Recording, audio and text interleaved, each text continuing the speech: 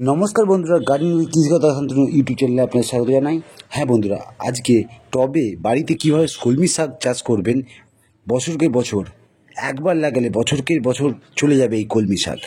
কীভাবে করবেন কাটিং কলমি বাড়ির টবে, সেটা নিয়ে আজকে আলোচনা করব। হ্যাঁ বন্ধুরা, আমরা বাড়িতে টবে আমরা অনেক সময় শাক লাগাই। এই কলমি শাক লাগালে বারবার কেটে একই টবে প্রচুর ফলন পাওয়া যায়।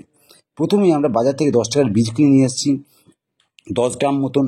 সেই বীজটা ভালো করে ভিজিয়ে নেব, ভালো করে ধুয়ে নিয়ে ভিজিয়ে রেখে দেবো একদিনের জন্য, যাতে জল ঢোকে। তার সঙ্গে আপনারা ফাঙ্গিসাইডও ইউজ করতে পারেন, ফাঙ্গিসাইড দিয়ে রেখে দিতে পারেন, তাতে খুব ভালো হয়। আমি নর্মালি করেছি, যেহেতু আমরা জৈবতে করব। এরপরে আমরা ওটাকে একদিন পরে ভালো করে কাপড়ে মুড়িয়ে উষ্ণ জায়গায় রেখে দিয়েছিলাম, যাতে রোদ না পায় বা ছায়ার মধ্যে রাখতে হবে। সেই জায়গায় আমি একটা কাপড়ের মধ্যে মুড়িয়ে রেখে দিয়েছি। এবার আস্তে আস্তে দেখুন, সঙ্গে দুটো বড় বড় দেখছেন, ওগুলো বরবটির চারা। একসঙ্গে বীজও করাচ্ছিলাম, কলি নিয়েছি, দেখুন অঙ্কুরোদ্গম হয়ে গেছে।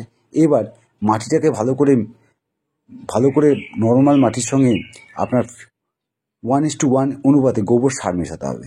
কারণ কি, আমরা অন্য কোনো সার দেবো না, তাই জন্য গোবর সারটা আমরা বেশি করে দেবো, যাতে আমাদের খুব সুন্দর, খুব সুস্বাদু সার তৈরি হয় এবং শাকটাও ভালো খাওয়া যায়।